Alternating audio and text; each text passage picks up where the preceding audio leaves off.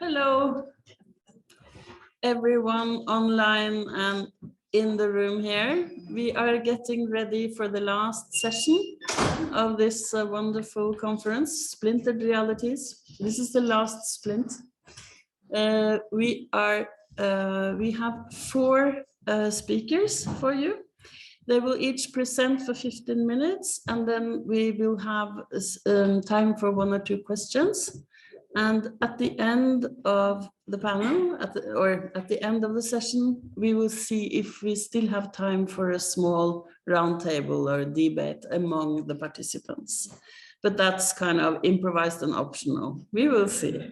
It's Friday afternoon, so I hope you will all enjoy this. Saturday afternoon. Saturday even. Yeah, there you see what can happen in Riga. So the first speaker, welcome, Dr. Bart van der Put, Bartaku is his artist name. Is an artist researcher holding a PhD in arts from Aalto University in Finland. He's also based in Finland. He is originally from Belgium, but now he is a visiting researcher at the New Energy Technologies Group. His art practice evolved since 2 decades with collaborative experience in tying speeches, matter, and disciplines. This, both with the energy and bioarts as in between art, science, and humanities. Please, Bart. Yeah, good afternoon on this Saturday in Riga. I'm very happy to be here. So I thank very much again RIXC, Rasa, and Raitis and the whole team for having me here. And nice to see many faces here, some new, some familiar. I come here to present a new path of my artistic research. The previous one took off actually also because of RIXC, because they invited me in 2009 in the Midwest in Latvia to give a workshop on my work on bodies and energy and light. And I was taken to a plantation in the Midwest of Latvia, and that plantation somehow did something to me. It was a plantation of a plant previously called Aronia melanocarpa, but it had to be rebaptized as Baroa bielaubara. And since 2009 and until 2019, I have been visiting the plantation every year. And I got kind of assignments from that place that have been determining my artistic work, but also my life to a large extent. It made me move from Brussels to Finland, where I started a practice-based PhD in 2016. And I'm not going to talk about that work. It is all written down, laid down in this monograph that came out in 2021, limited edition print, few copies left, available on Aalto Arts Bookshop. And the PDF is also online, but way less nice than the book. So I am here because of another particular encounter that I had 2 years ago. And Rasa yesterday showed this picture, and she talked about many entities in that landscape, but not on the entity, the architectural iconic entity in the middle of the screen. This was a cooling tower, and she didn't talk about it. So it is this cooling tower that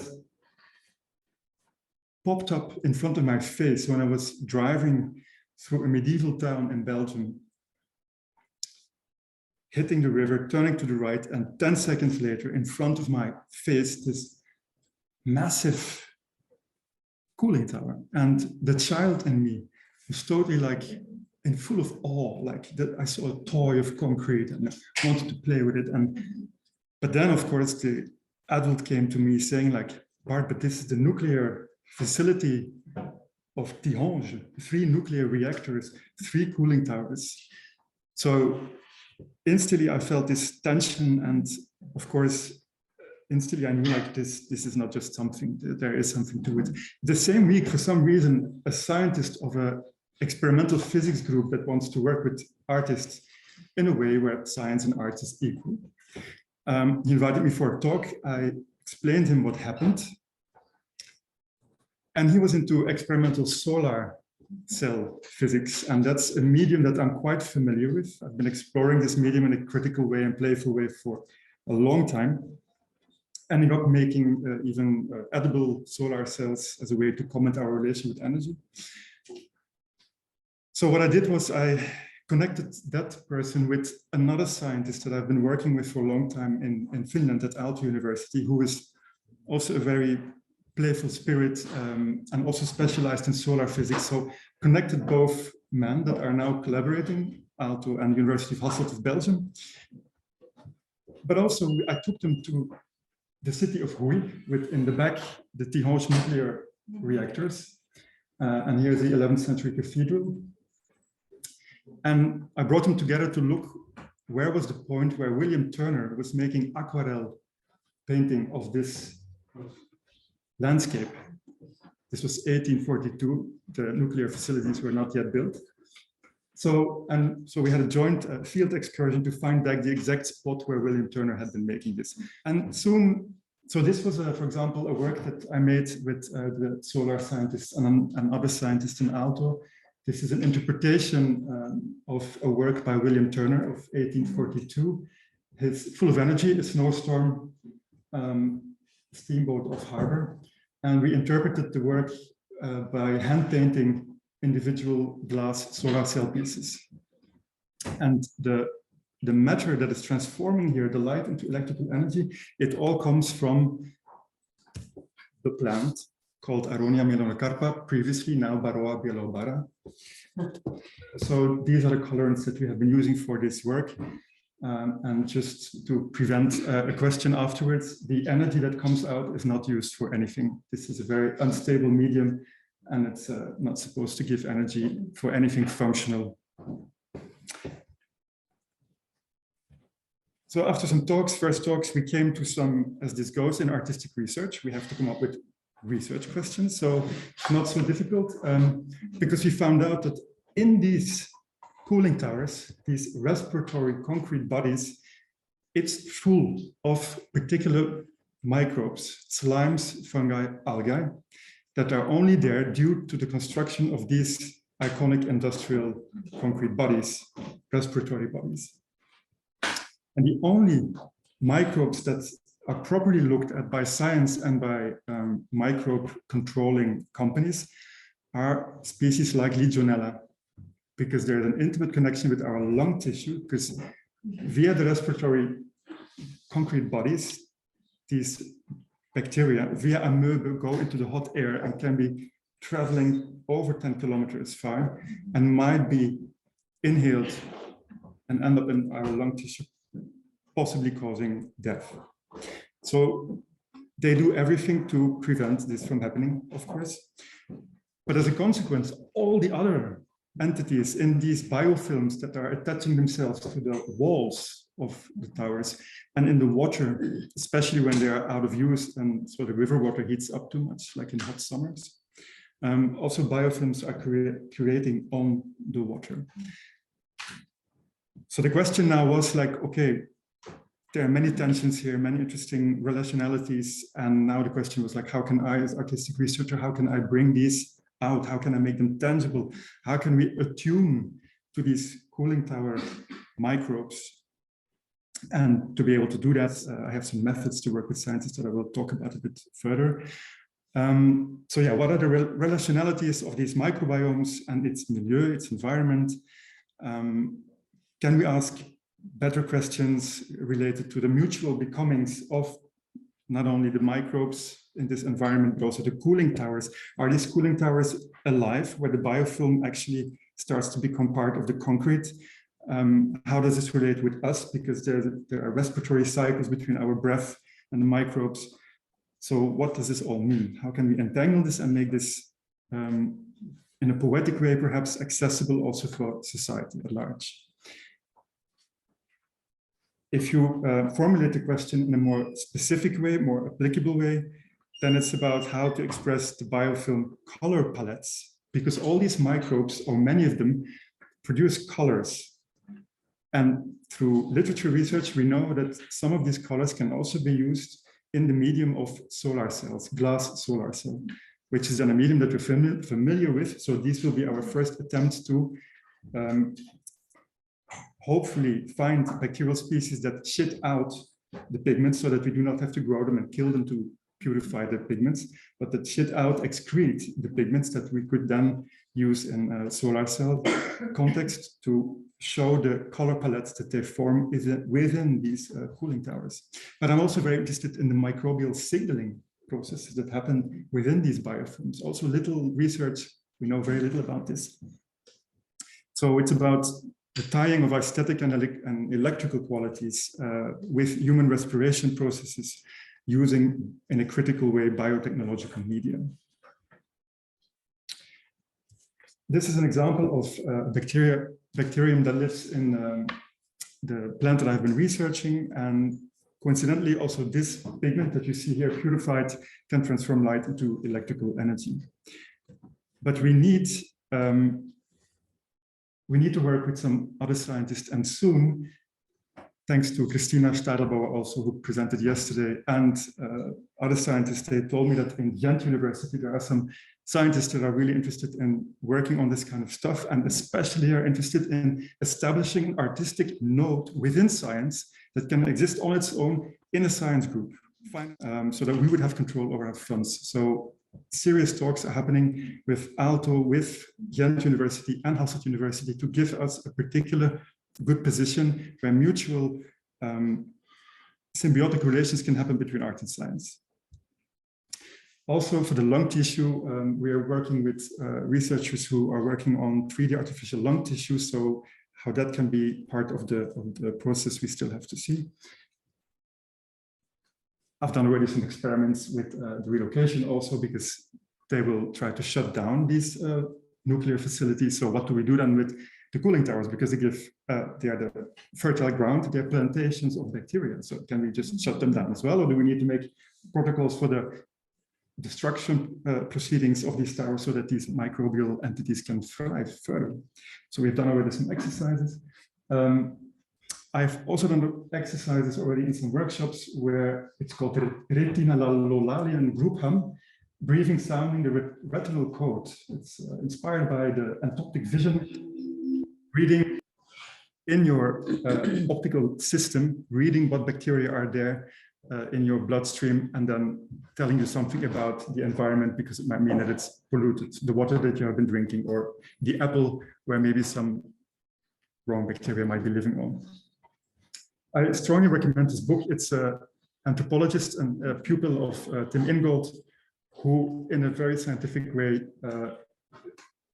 gets rid of a lot of wrong interpretations of what ayahuasca and shamanic practice means.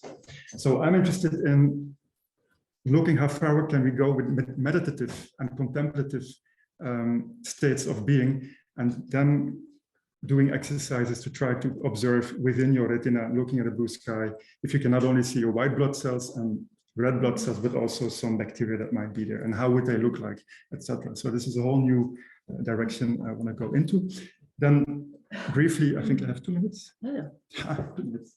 So in retrospect, in my monograph, I will show it again. In my monograph, I looked into how have I been working with these scientists.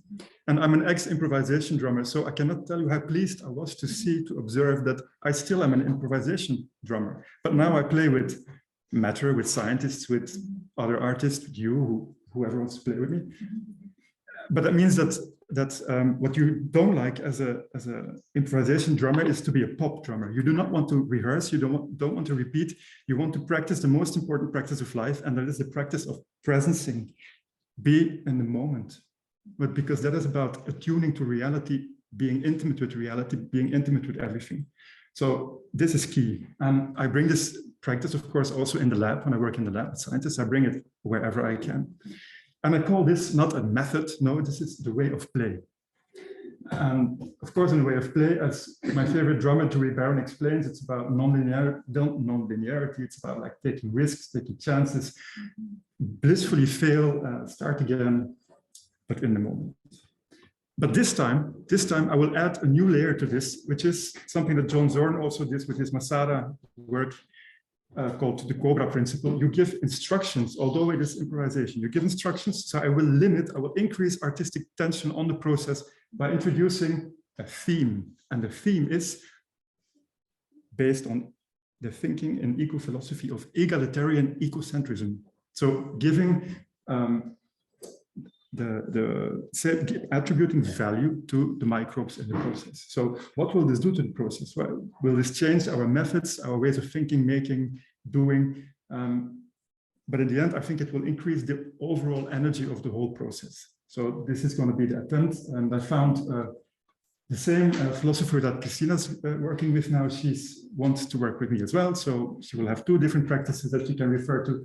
And it will hopefully ground her thinking on ecocentrism, because also, as you might know, in eco-philosophy, there's a lot of discussion on what is all these ecocentrisms, what is it, the biocentrisms, what is this all? So by practice, we try to ground all this thinking, and we hope that they will be able as well in their field to articulate better what it's all about. So there's a lot of specific discipline-specific knowledge coming out, also in the field of how to communicate this kind of complex artistic research, bioart, to the society at large. So we also have a partners there, that's the Finnish Bioart Society, and Z33, which is a house of contemporary art and design in Belgium that has a lot of experience in sharing artistic research with society. So I will not bother you with my visualization of this. So new knowledge, I will finish here. New knowledge in terms of microbiology is we will know more about biodiversity of microbial organisms in these cooling towers. We will know more about the colors that they produce under varying circumstances. We will know more about biosignaling that is happening interspecies-wise in these biofilms.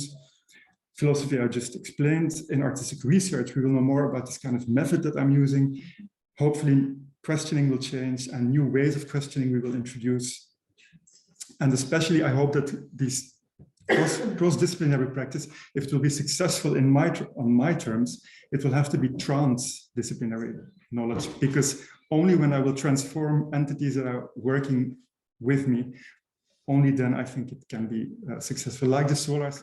Quickly, the funding, I think this is important because I am, after my practice-based PhD, so normally in humanities and science, you have postdoc programs, but they're not really existing for my own terms. There are programs that I could tap into, but there are no real agencies where I have a tailor-made artistic postdoc program for my work. So I have to find my money elsewhere. We applied in some, by the Flemish cultural authorities, at the European level, my Marie postdoc fellowship via University of Ghent, Fund for Scientific Development. But as you might understand, I each time have to adapt my own artistic speak towards evaluators' agendas and understandings, where you always have a crisis like, is this still my work or is this now becoming something else? So as I said, my monograph is available. I also have a podcast called Painting Energies that I make together with scientists. It's all about art and science and based upon our, so it's based on grounded practice. Please check it out if you wish. And very important, I'm really here to open this whole thing up because it's so multi-layered that I think that many artists could work on this project together with me. And so yeah, if it resonates, please send me an email. Thank you so much. Thank you. It was amazing, very good energy on this Saturday. And any questions? Yes, please. Yes, I would like to ask you. Wait for the mic so they get. Yeah. I would like to ask you to elaborate on the issue that the beauty and originality of Turner's work is actually the pollution of London due to the Industrial Revolution. William Turner. Yeah, of course. Yes. To say about it, you know, because you basically build on that. Without that, there is no that kind of art. Yes, and there's sort of novelty which came from one of the tensions also in this project is that people perceive these cooling towers as a danger because many people think that they pollute the environment, but not because they think that maybe some radiation can come out of or something.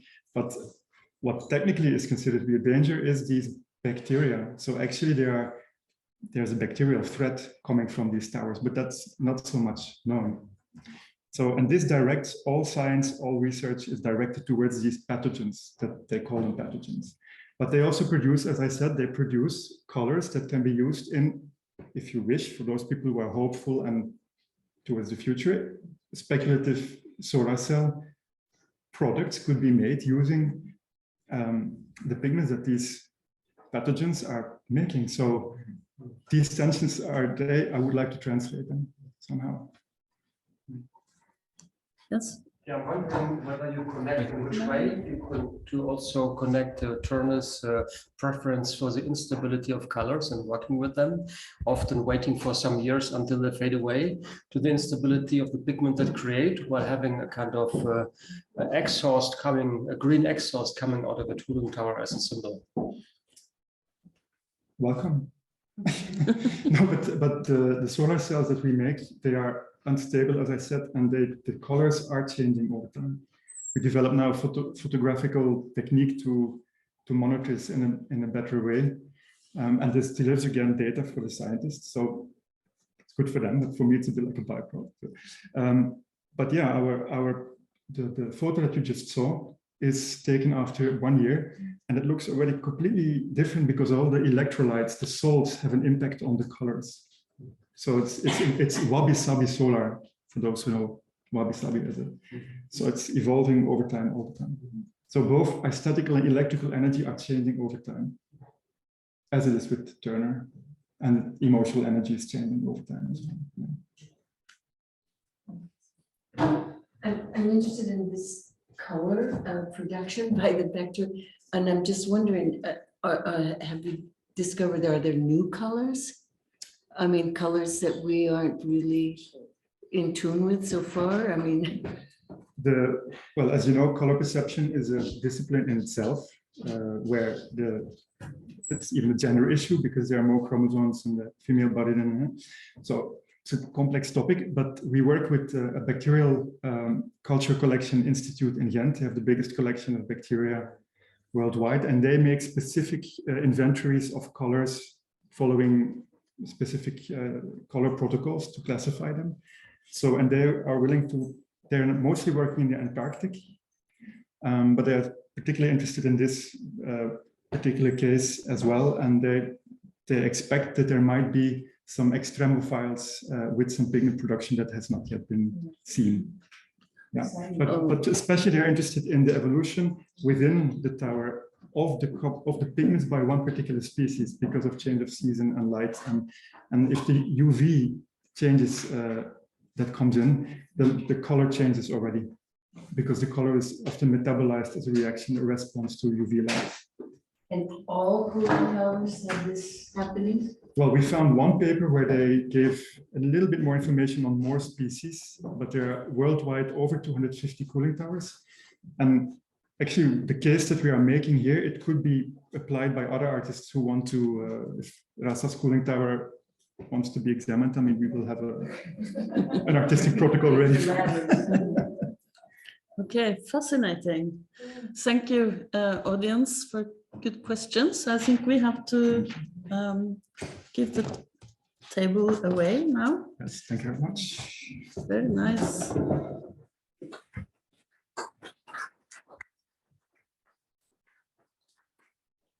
So, okay, you go first. Yeah, yeah, fine. Wasn't that was on the list?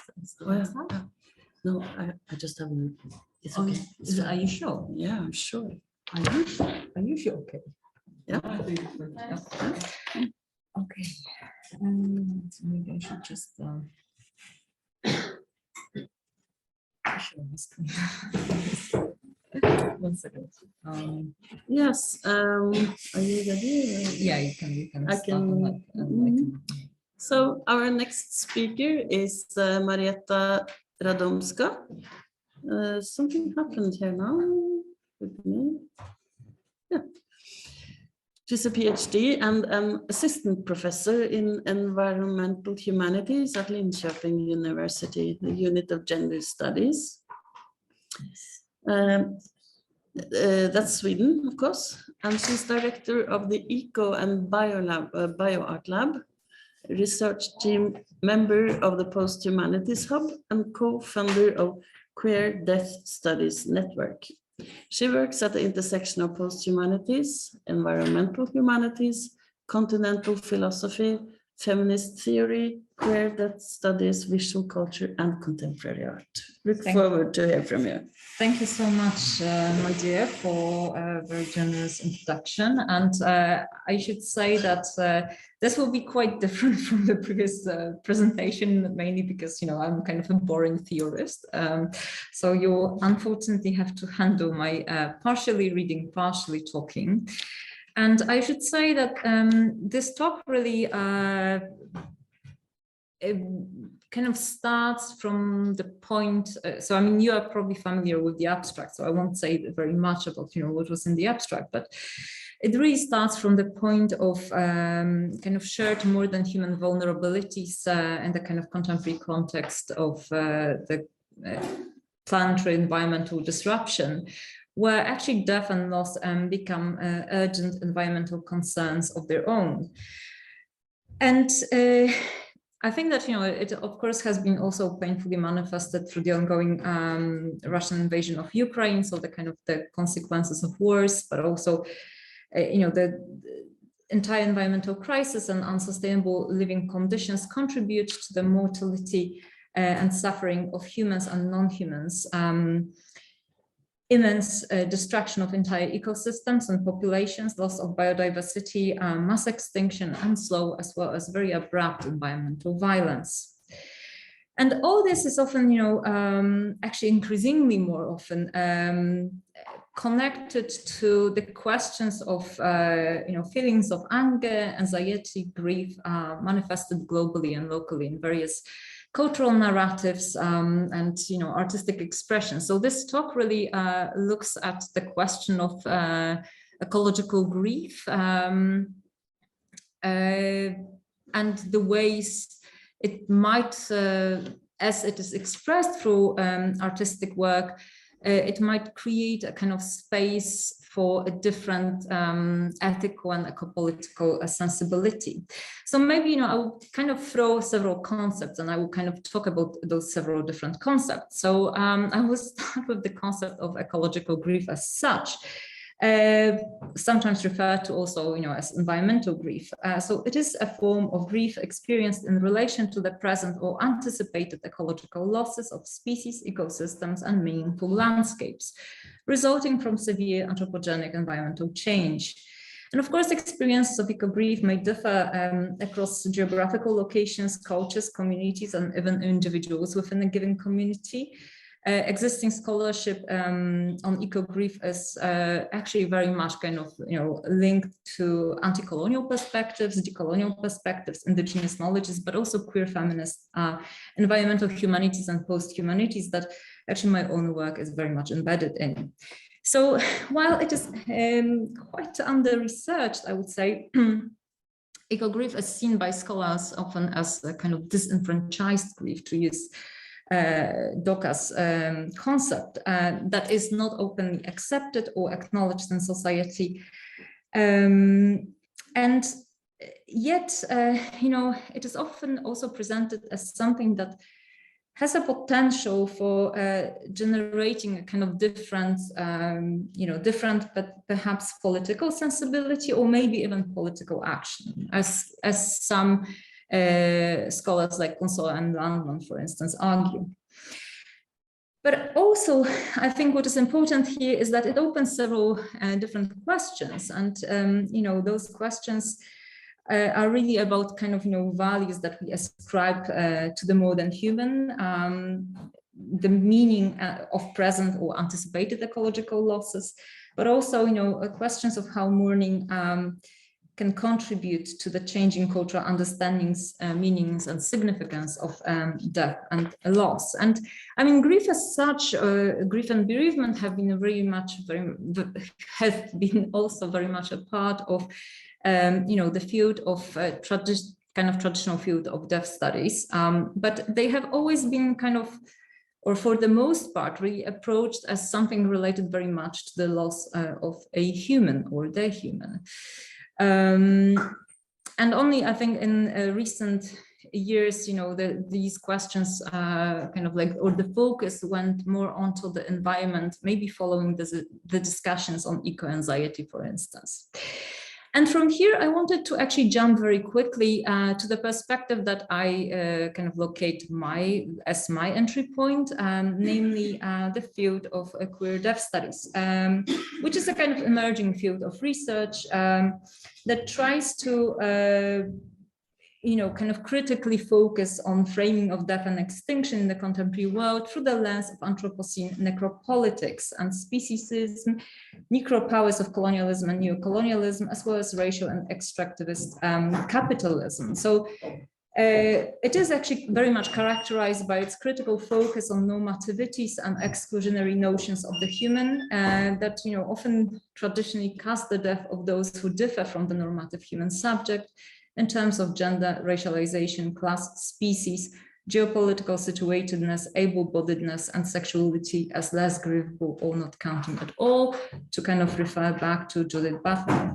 So queering in this sense is very much, thought as not only something about specific subjects, but actually a kind of, methodology or approach of open-ended, in a kind of open-ended sense of strange making, defamiliarizing, where the critical defamiliarization implied may lead to opening of other, perhaps more affirmative perspectives.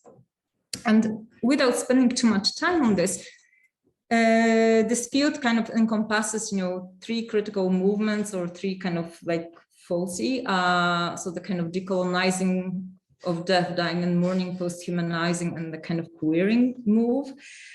Here in this talk, I really focus only on post-humanizing death and grief as something that refers to the systematic problematization of the planetary scale mechanisms of annihilation of the modern human world in their ontological, epistemological, and ethico-political dimensions. So it takes seriously the issues of responsibility, accountability, and care for, as well as in, dying modern human worlds.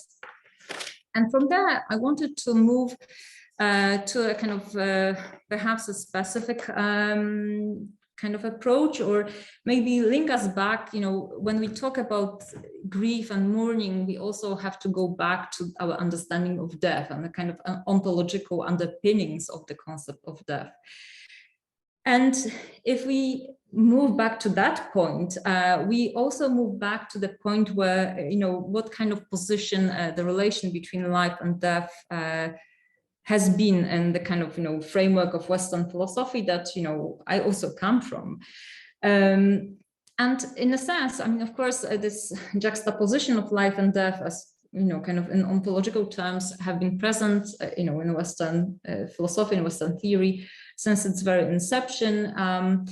To kind of paraphrase philosopher Eugene Thacker, we could kind of see those two paths of engaging with life in Western philosophy, the kind of dominant path that really focuses on essences and categorizations, that, he links very much to Plato, Aristotle, Kant, the main figures. And the kind of second, kind of more marginal ontoepistemological path that is framed often as biophilosophy, which really, instead of looking at essences and classifications, what is the difference between life and non-life, it rather moves to a kind of, critical, creative, and rigorous practice of asking what relations are precluded in such and such a division, in such and such a classification.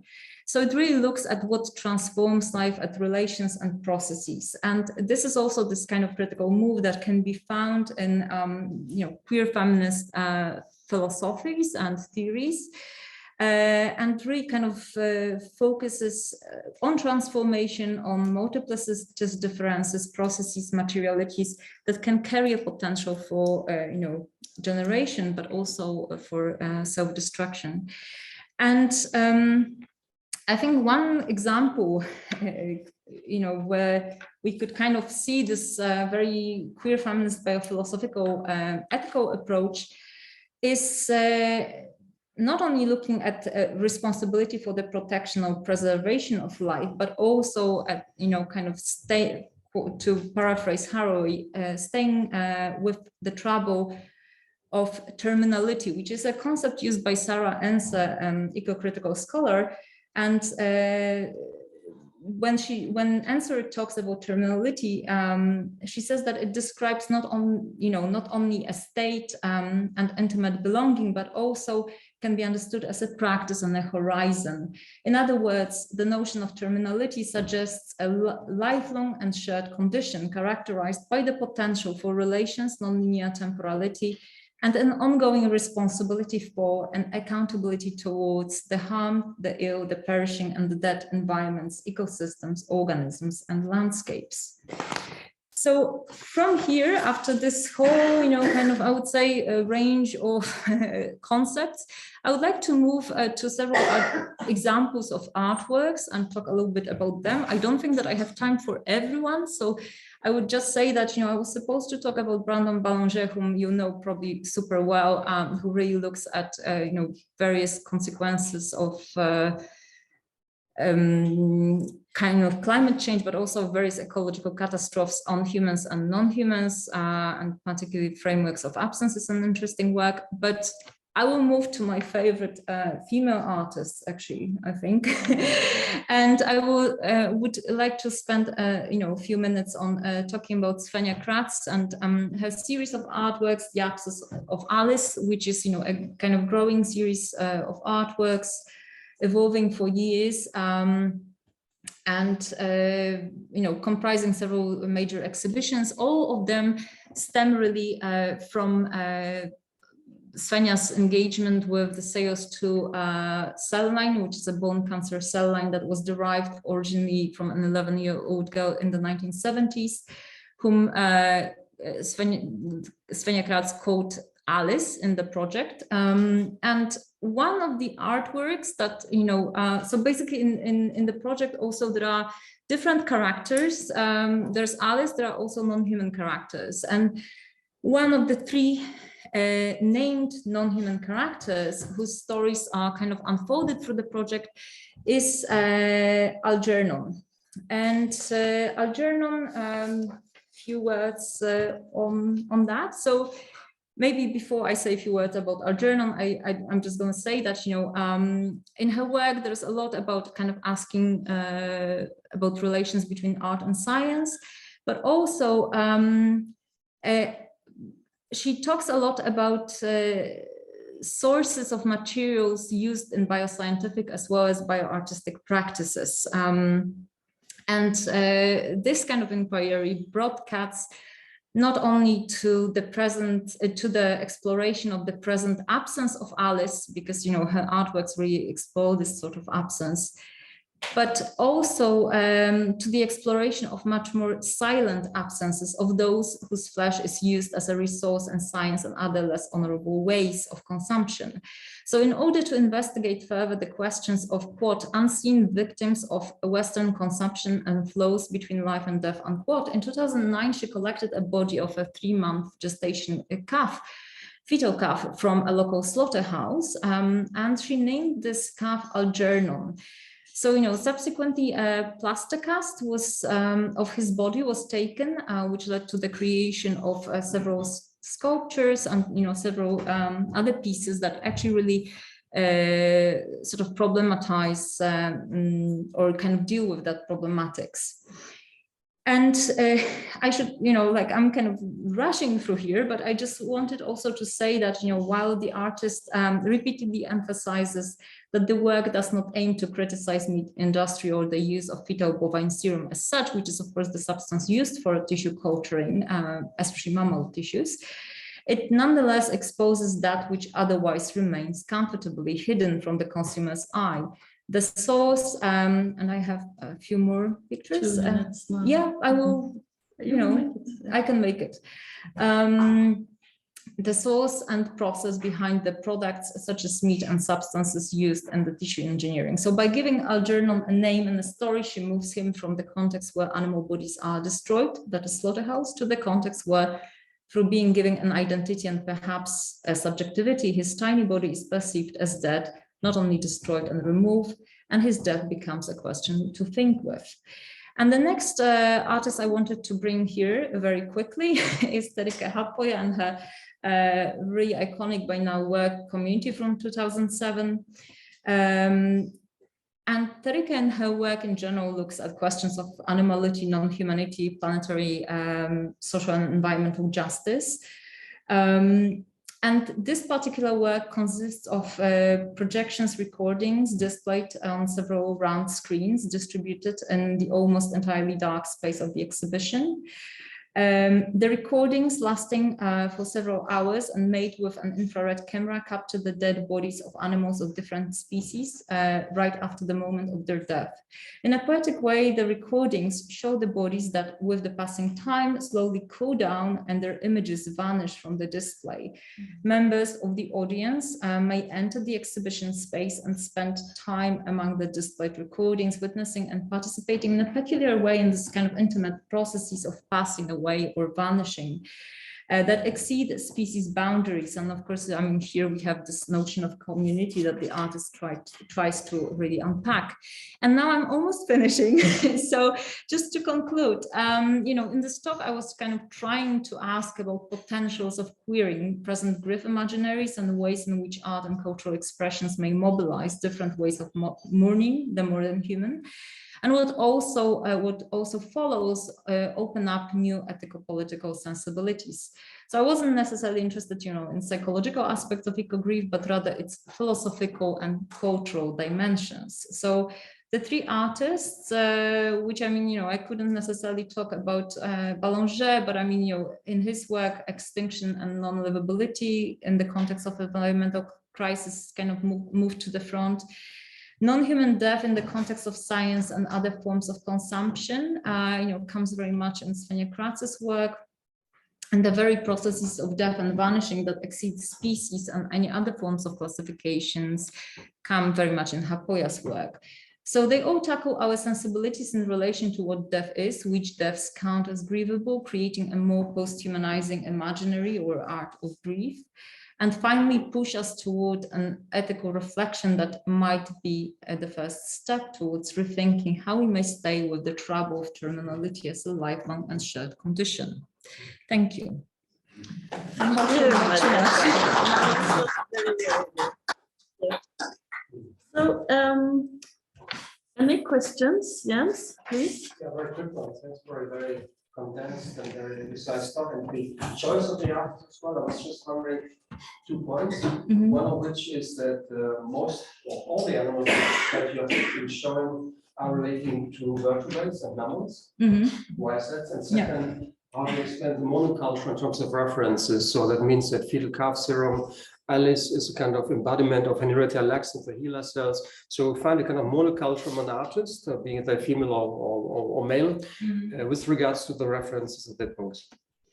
Yeah, I mean, I think that's, you know, if I got well your point, this is like a very little, you know, snapshot. So there had been like difficult choices to be made.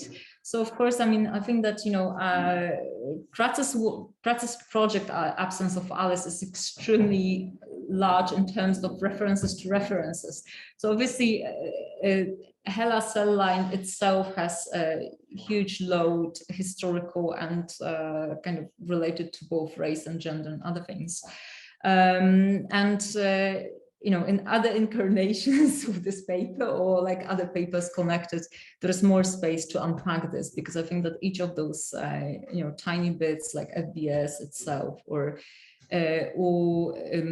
precisely like how, you know, different human bodies also, or microbial bodies or other, you know, bodies are implement, you know, kind of implied here. I think that there is a lot to be said. So this is a very tiny, you know, appetizer, but I'm fully aware. So I mean, I thank you so much for this question, because I mean, you know, otherwise it didn't come through. Yeah, it was not a critique, it was just focusing on mammals and show and cases that we have.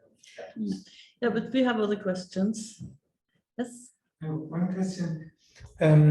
Grief is always in my mind so connected with like protocol, with doing something, very protocolized. And yesterday in that movie, what is it? I just looked, Water Territories, of that the people who went up the river, they had a very strict also protocol.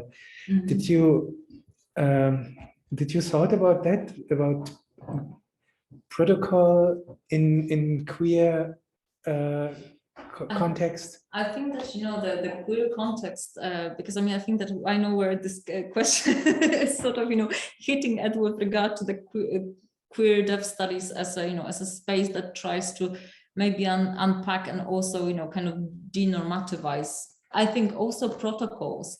So, I mean, for me, you know, one could kind of ask and think very much like, is queering, like, you know, would queering a protocol mean like arriving at another protocol, or maybe that would be, you know, and kind of incessant way of actually, you know, repetition with a difference, or a kind of like changing way of doing things. So I think that, you know, with regard to queer, I wouldn't necessarily like to, you know, stabilize it. I think that, you know, for me, the potential of the concept of queer is precisely about destabilization in a way, because otherwise we sort of, you know, arrive at another norm. That can be another question, if, you know, another norm would be bad or good, but I mean, or do we have to even pose a question whether something is good or bad? But I think that, you know, when I look at the kind of grounding of a lot of research in queer deaf studies, and I'm thinking particularly about my colleague Nina Lykke, who writes a lot about grief and mourning, with regard to, you know, grief and mourning over other people, but also, you know, towards environments. I think for her, the kind of entry point is actually to do things. I mean, of course, the phrase "do things differently" can be, you know, a cliche in itself, but to actually undo the fixed protocols for grieving. Interesting. Okay, I think we have to leave it at that. Let's see if we get extra time at the end. Thank you. Thank you so much, Marietta. Then I think it's Anna Fridula. Yes.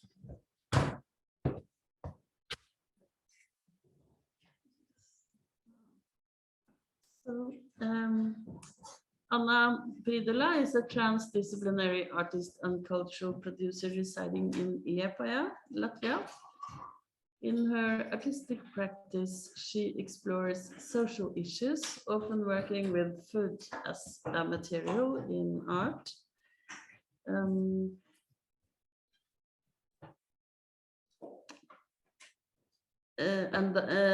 arts and data visualization to explore the multisensorial properties it entails. Anna holds an academic position in Liepaja University Faculty of Humanitarian Sciences and Art, and currently works also as the Dean's substitute of the faculty. And when I met you, you were a student. Yeah. Some 10 years ago. That's some years ago. Okay, so welcome, Anna. Hello, everybody. Nice to meet you here. And I wanted to tell more about my recent project called Diaries, where I explored dementia, and particularly here in Latvia. And I come from Liepaja, which turns out is the most aging part of Latvia. And it also hit me and my family, as my grandfather got dementia. It was some time ago, and the project I started 2 years ago only.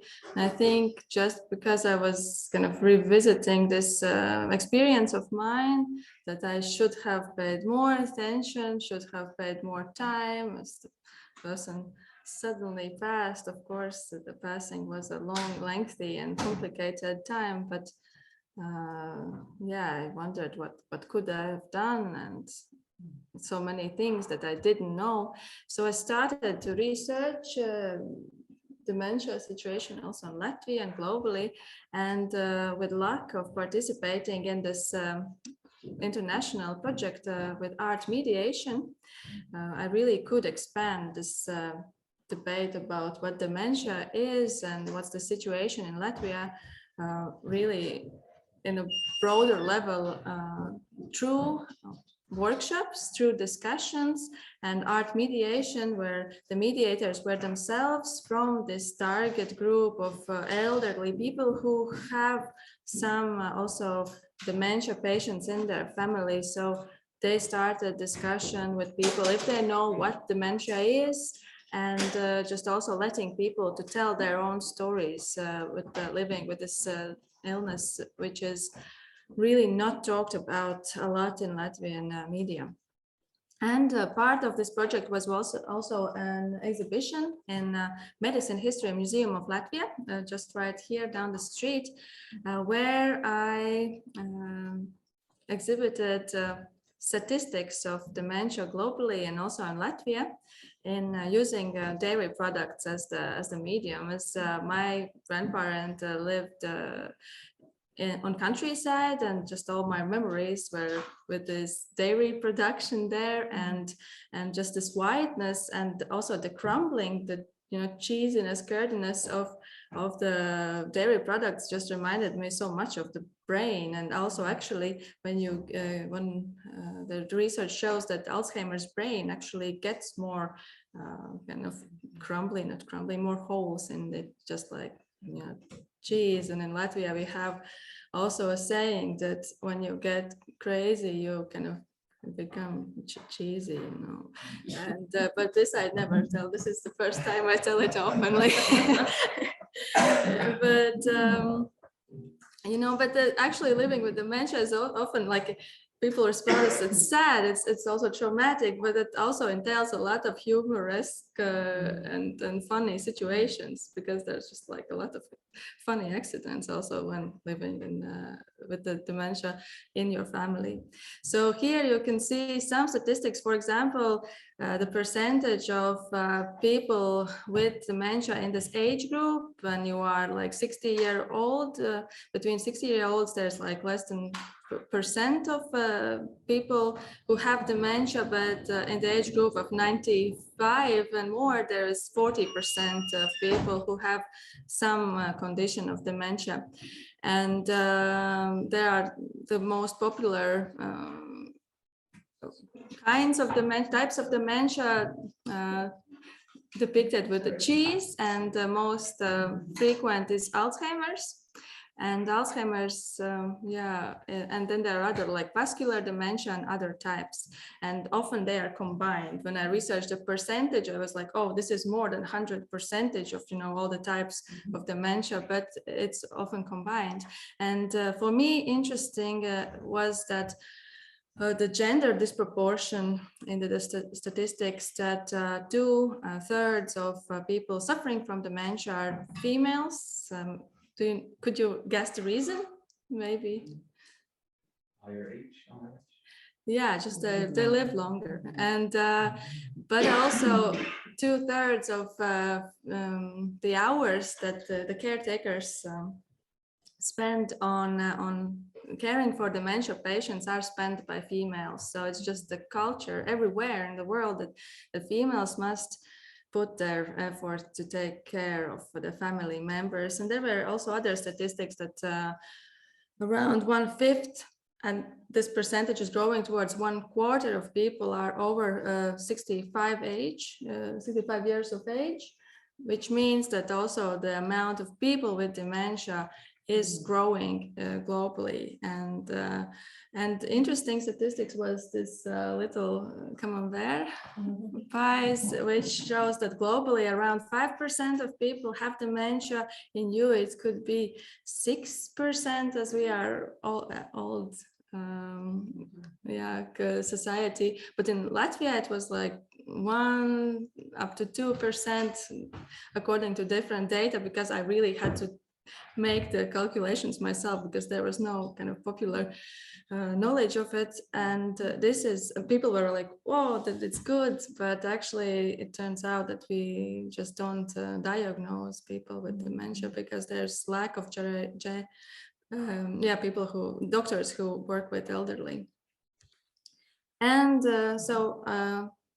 next to the statistics, I also exhibited the diaries of people who live with dementia patients and how the everyday is, and yeah, the struggles they encounter, and also the funny moments they encounter.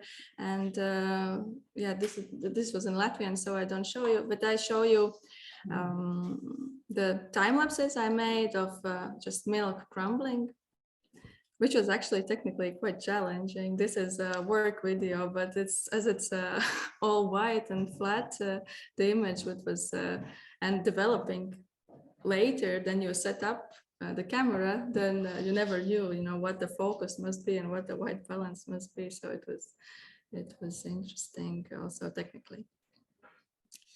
And another part of the project was workshops with dementia patients in care houses and daycare centers, which are not many here in Latvia. And I used, again, food as the medium to be together, to do things together, as sometimes a lot of the patients didn't have words anymore. But when working with food, I gave them different tasks, like to feed each other with the long spoons, or to eat with different colored glass filters on their eyes, and then compare the taste. And people said actually taste changes, with blue glasses, everything tastes sweeter or something like that.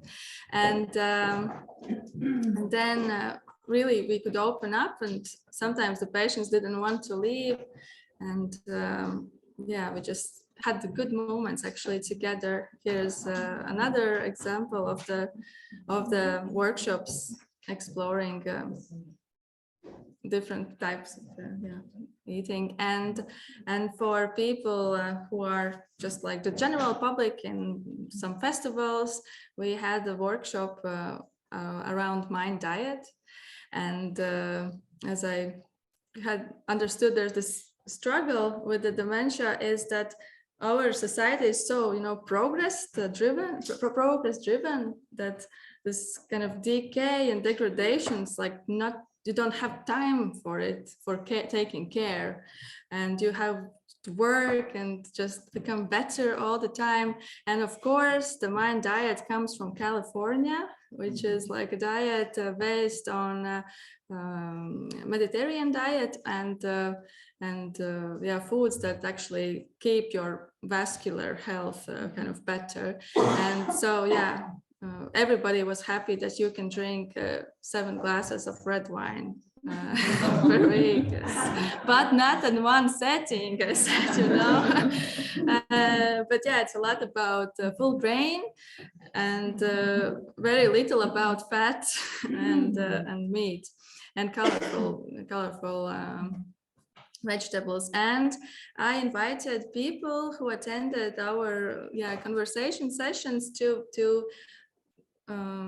think about their habits, which are good and bad for cognitive health. For example, if they have had doctoral visits, health checkups, if they have been socializing, which is a very big aspect, if they have been sleeping properly last week. And then I invited them to make also this self-analysis into a data representation with food, by offering these kind of units of food, like little balls and pieces. So there are some of the results. It was very interesting because usually people who teach arts know that, first thing people start to draw usually is like faces. And also in the food art, it's a very popular motif. People make faces, not like real. Here it's a real data analysis. Like the most important thing this person does is sleeping, and then a little bit of sports. But a lot of people made these nice funny faces, and also gave kind of written recipes for keeping good cognitive health. And when I kind of compared the results, a lot of it was eat well, sleep well, and help others, and have a positive attitude towards life. And I also worked in this project with the Medicine Museum of Riga, and looking into their archives. What do these archives, these kept, treasures, say about dementia and old age? And actually, it turned out not much. That our memory institutions are really failing to represent patients. They are also very progress driven. They represent the tools, the male doctors, researchers who have made these advances. But even if they have some kind of examples of patients' work, for example, like psychological work therapy pieces, then they don't mention names. Whereas when it's like about doctors, there's name and year and place, everything is recorded. Yeah, and except this one doctor was very interesting. He had collected his one of the first gerontologists in the world, and in the late 19th century he collected his hair to really make also data visualizations how the hair gets whiter. So, and he also hoped that actually dairy products make people live longer, because he observed that people who live in the mountain regions, they live long. But he thought it's like the dairy, not that they are all the time exercising and living in fresh air. And here it's also exhibited some pieces which I could find interesting and relatable to the topic of aging and psychological challenges. For example, the sock, which is made by psychological patient in the work therapy, which is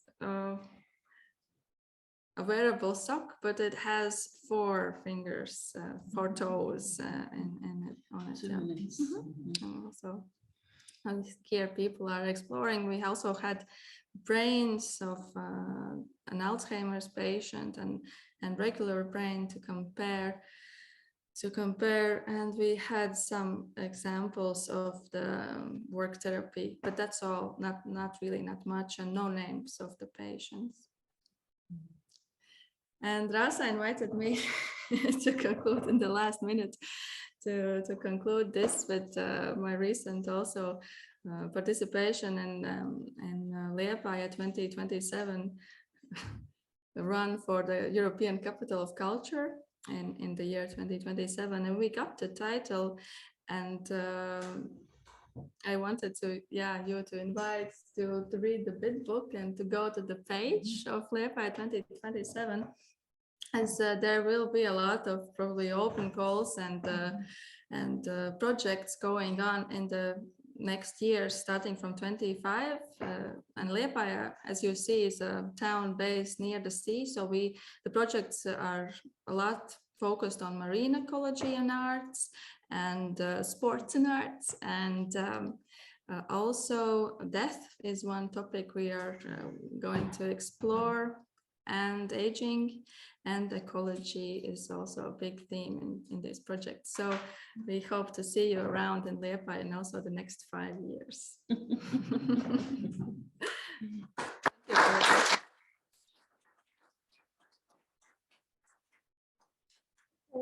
We have time for a couple of questions for Anna, and I think maybe we will not talk about the Liepāja so much, or not the European capital of culture, but more on dementia, or your work with dementia. So anyone in the audience or the people who are on the Zoom? No, not yet. Please. I would like just a question, maybe it's not that closely related to your research, but have you worked also with the people with the dementia in a sense to see why they're going into the certain period of their lives and how do they experience it? Because, for example, my grandmother, she knew everything she did as a child and as a little girl, right? But she didn't know what she had for breakfast and so on. So, and to the tiny details, tiny details. So Have you researched that part of the memory? So detailed memory they have at that point of time. No, actually, we had discussions with doctors also who work with dementia, but nobody really explained, why it's really these particular young age memories. And actually, it's very interesting because we often forget these memories in kind of, and then only in this, when we have dementia, then suddenly they come back and go in front. Yeah, this is interesting, but none of these doctors which I talked to explained it to me. So, but I haven't myself also been kind of brave enough to read medical kind of research. I have a question also. You have done a lot of work, and you said you had to do the statistics yourself or the calculations. So I wonder, do you have a team? Do you have different people to work with, researchers from other fields that can?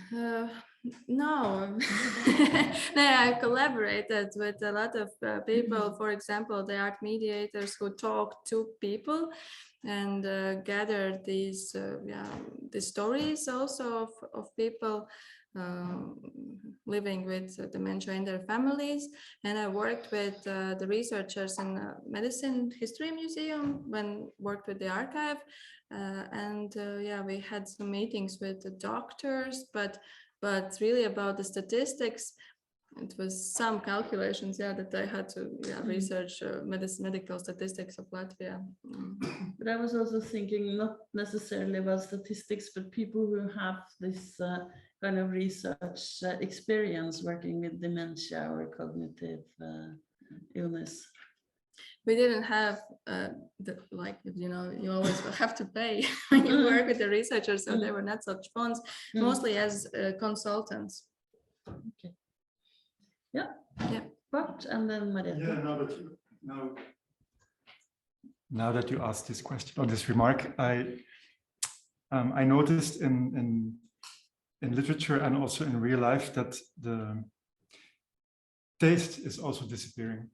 Yeah. Like for my mother, I have to cook now in a completely different way. But particular smells bring about new narratives of the past as well. So I think now you triggered me to put a glass of milk under the nose very strongly and see what that will trigger. And the same with faces, that photos and faces create new narratives that we have never heard from the family. You don't know if they are true, so we have to double check this with other family members. But it's really amazing how this cheese metaphor, like cheese with holes, that the medicine gives you as a sign of pathology, how you can completely turn this around and make it like as an extra repository of narratives of the family and of personal lives. So yeah, so it's great. Thanks. Yeah. Marietta also has a question. Sorry. Yeah, just be ready and let Anna can comment back maybe. Yeah, so this is actually, both a question and a comment and perhaps a reference, so to speak. So I wanted to ask you, because at the beginning you mentioned, like you asked the question, like, do you know why there are many, like, more women?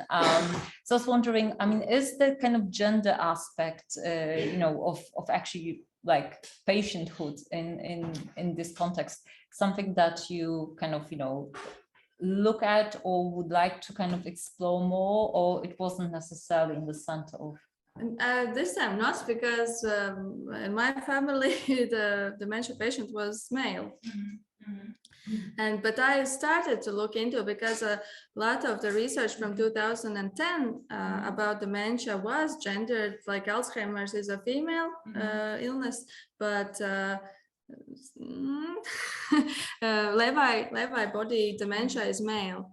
But the very recent research, as much as I kind of looked into it and consulted with the doctors, they pointed out it's actually gender balanced when you really do proper kind of mathematical equation, because just more of the patients are statistically female. So in the research also just like bigger chunk are female, and then the male dynamics are not researched properly. Yeah, because I mean, I actually wanted to add something to this. So I mean, like I could perhaps, refer you to a colleague who works between Toronto and Linköping. She's Canadian, Gillian Einstein. She's a neurologist, actually working very much on the connections between and linkages between, hormonal sort of balances and hormones and dementia. So there is a very specific link between actually, that actually a kind of cause-effect sort of relationship, including the, patients after removal of ovaries having higher tendency to get Alzheimer's disease or dementia. So I think that, it could be interesting to look at her very recent research, like if you are into, Yeah, there's a lot of questions. I can, maybe we can talk after the. Yeah, and also interesting was that one researcher from Greece also thought, oh, you say that we must eat so many leaves and plants, but then they all have, been polluted. And pollution is another kind of triggering aspect of that we might develop dementia. What to do. But I think we also need to accept, and we need to build our communities so that we can care and work. Because for children there are so many books how to care about children, but no book to kind of understand when I think that the pandemic showed it who is in the kind of who is taken care of and who is not. Yeah. Thank you for your comments and attention. Okay, thank you. Maybe we can.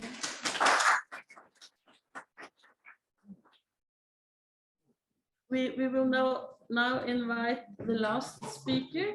So then maybe we can have a short kind of roundtable discussion at the end, if you like, to wrap up everything. And do we have our Myra? She is there. Myra. Hi, everyone. Hi. Myra, I'll just give you a short introduction, and then you have 15 minutes to present.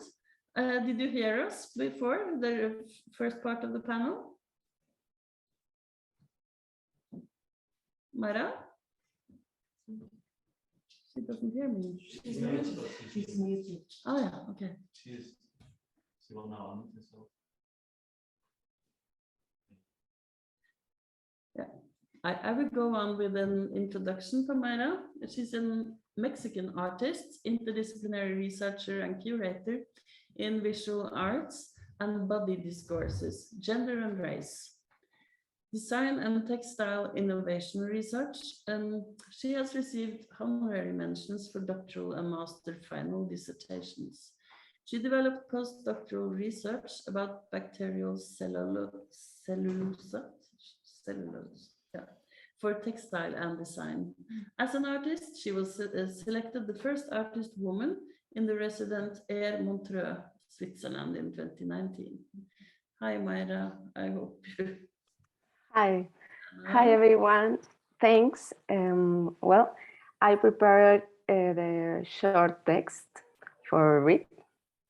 And it's a research in this first stage, my prototypes I made at home, because I am interested in the coexistence with my organism and the use of daily observation as a break with my academic scientific approach. I started this experience with my modern growth for it and my automy root kinships and mestiz people. Well, oh, I'm so sorry, but I have a problem with the presentation because okay. This is my growth mushroom.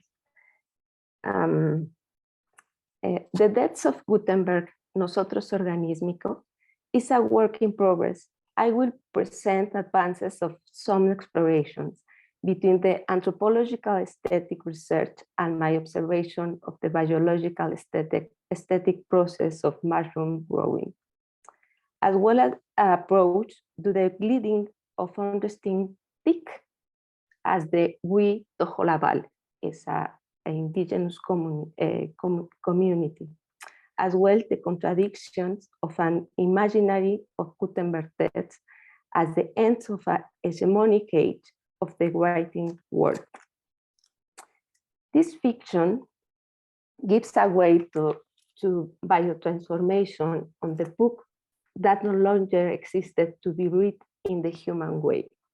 The books is now habitat and food for fungi, which creates a symbolic symbiosis, the mutation of the book into living organism into another language. This first specimen, or maybe I should say creator, is corn, bran, ashes of Camilla, my Kenyan companion, and seeds of Pleurotus mushroom are agglutinate. This operation is seen a poetic of hybrid that reveals the need to seek other horizons of the experience of language to reconnect with the vitality of that in the vision that emerges from damaged world. This process expresses the living technology of the cycle of the composition of organic matter and the necessary movement of language is minds or of thought and knowledge, that is, the builder of word visions or word vicious. This biotechnological amalgam in this understanding as any application that uses biological system and living organism as well they derivatives for the creation or modification of products and processes for specific uses, defined by the Convention on Biological Diversity, 1992, and General Law of Ecological Balance and Environment Protection of Mexico. In this case, an ecology of the invention and creation of universe and sensitive experience between personal history, family memories, and the action of the brothers and sisters of the indigenous communities, the question and invent practice and vision of the world, vision hegemony of scientific and technological thought and code based on the notion of natural and human resource, that to say of practice of extraction and expropriation. Well, this is some words or notion, the Tojolabal language for the indigenous community, and you hear or listen during my lecture. This is the grown of mushroom.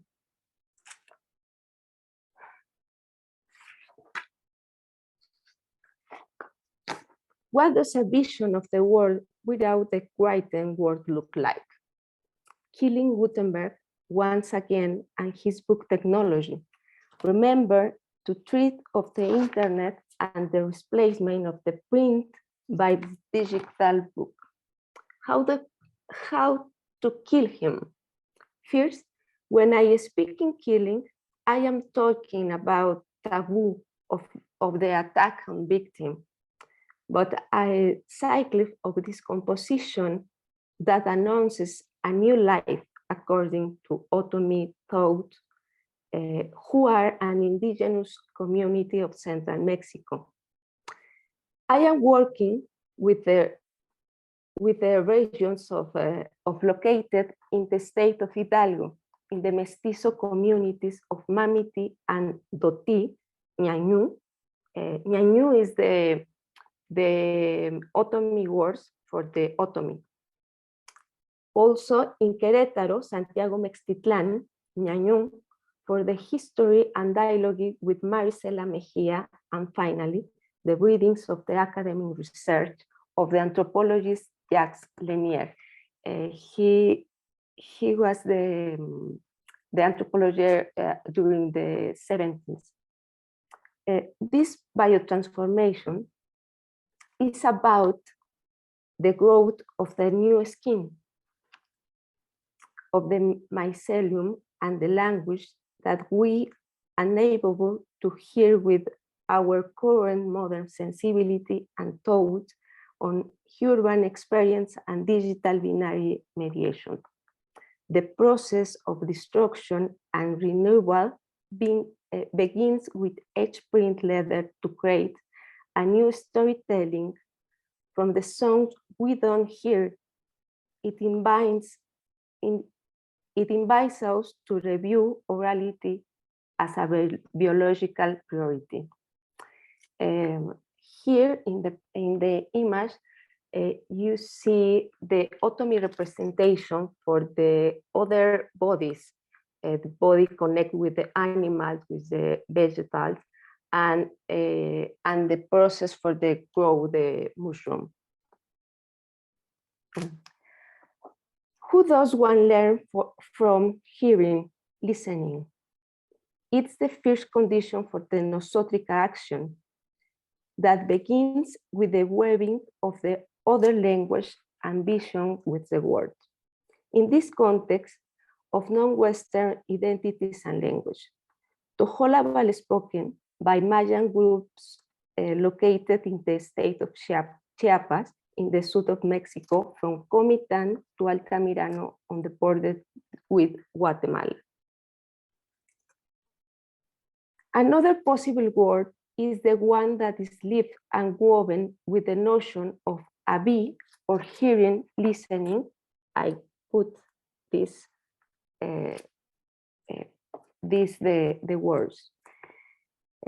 Kentik, o nosotros, or we.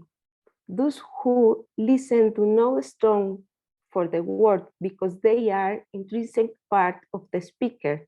The we contains the commitment of the self, Ken. The self is not denied either the other. They correspond as we life. The names of the body are that nosotrica community. Our body, whose root is the vitality of change and the connection with the milpa, galactic, thick of we. That is to say, the soil, earth that is cultivated, to which one speaker speaks and listens because the soil hurts. What grows in and reproduces itself is also for it and accompanies us forming us mutually as ke tik. When the Tojolabal people speak of ha al sili, everything lives, the al sil means heart, as an organ that vitalizes everything, including inert matter. There is no concept of merchandise, property, subalternates, or invisible groups because the Tojolabal people learn to be among the living and contribute to the Kentik earth, see and hear. From the practice of Tojolabal conceptions, a way is open to the destitution for a dominant society that inhabits us in terms of race, gender, and class, where there are paramilitaries, feminicides, repression, prison, tortures, murders, immigrants, dispossession, elites of success and prestige, borders limited by walls and sanitary terror and war. Well, the isolation camera sweeps the corn, bran, and Camilla ashes began to transform into the food code for pleurotus fungi. Sweating of the book's memory begins sour sweet of the printed leather that becomes covered with fine hairs. It's fungal hairy system.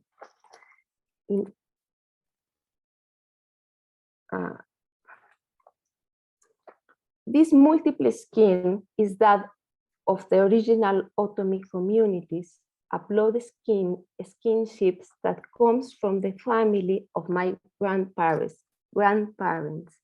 This is the graphic for the word skin for the Otomi language, main 4-stage skin for human, animal, vegetal, mythic, and all the words have the root C. And the second moment is hair system, like the hair system. It's a 4-stage: feather, hairs, hair, or wool. In the same case, all the words take the same root. And the 3 is the action on the skin, on the hair, on the vegetables, on liquids over the hair. And the 4 is the result, is the putrefaction again as well. This is the form of the function for the language Otomi.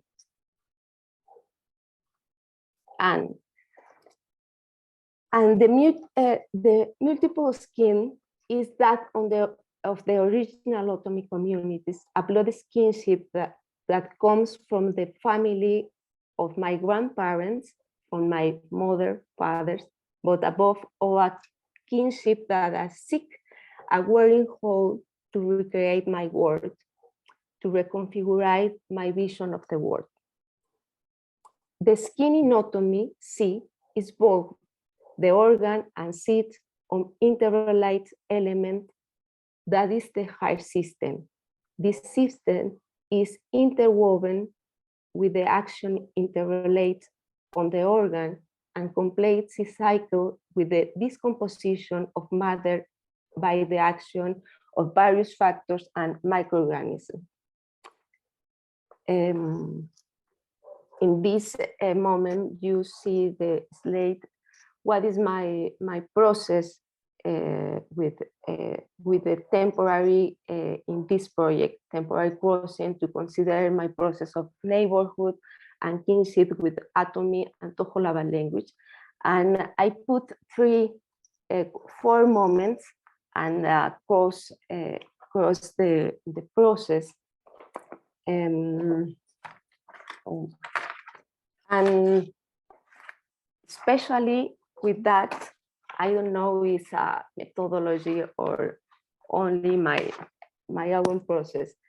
For the configuration, from the configuration of the history about the worldview in the deaths of Gutenberg, I identified temporal crossing of a past-present community, continuity or discontinuity.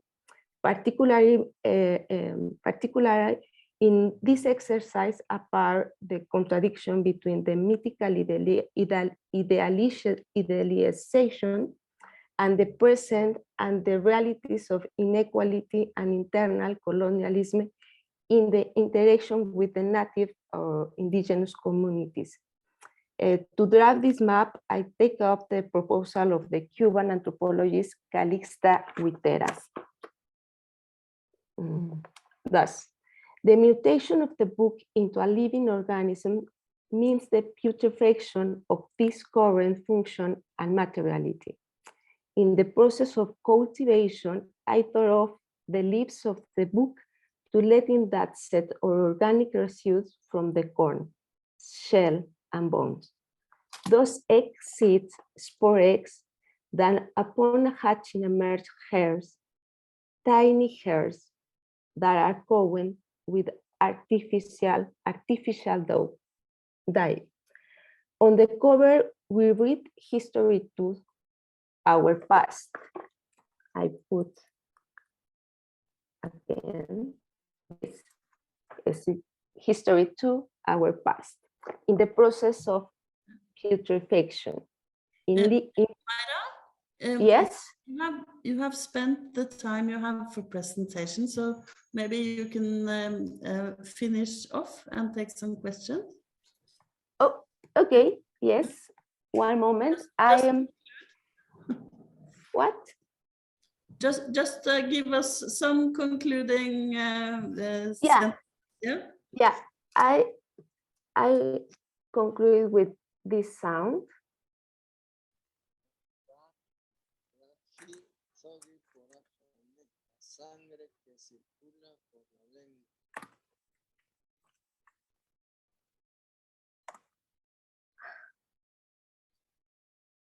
Jadi tuhugadar Mariselaga not sakawa ninaga butawa ninaga hamgu pero pues desde que da sakawa hinta tinga y bellada ya vite ya posiga pues sigue di piensa que ninaga hamgu para hoga busca ne hoga posiga.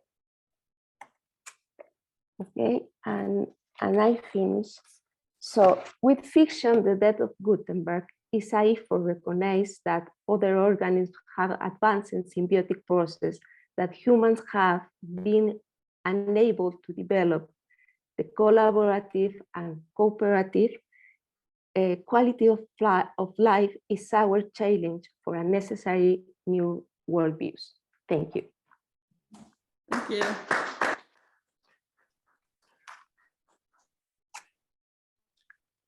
Yeah, we are at the end of the last speaker. Maybe you have questions or comments for Mayra, but we are also open to, after that, a couple of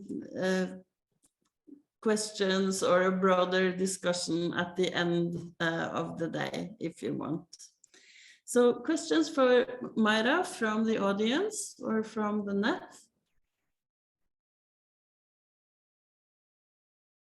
No, Mayra, I would like you to say something more about your development with the language. I didn't understand. Is it, do you now speak the Otomo language, or is it something that you are learning? I'm thinking a little bit about the Sami people I know in Norway, who kind of pick up an indigenous language that they are have not been allowed to learn earlier. And how is the situation with you? Okay. The structure for the language for Otomi is very peculiarity because the process for the writing, if you learn writing, is very difficult for because the Otomi is a language a learning oral. It's an oral language, yeah. You cannot read it or learn it as a written language. Yeah, and the writing, it's a phenomenon of a modern mestizaje, or the mestis in Mexico. It's across for the school, done it in the family. The family, the Otomi language is it's the mother language. You learn about the hair listening, and my uncle Andres and Marisela Mejia are native of the community who transmitted Otomi to me. We decide to speak and listening to each other in Otomi and Spanish. Learning Otomi from my oral condition allows me to not think in Otomi. I know when I learn English, for example, all time my teachers say me, you need think in Otomi. Marisela and Andres tell me, when you learn, tell me, let feel the vibration of the tone in my body, the feel its own, discover its family, and for me that form for the learn is awakening the memories of those remote relatives of my grandmother's grandfathers. I don't know if I answered your question. Thank you. Anyone else?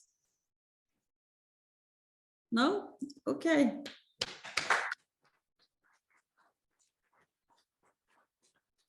There are 4 minutes left for some last comments. I think this has been a very fun day, and this last, even the last one was had a very good energy. So thank you, presenters. It's also I don't think I will try to make a theme out of this session, but I think it gave us new perspectives again at the end of the day. So thank you again, Rasa, RIXC technicians. Wonderful to have you.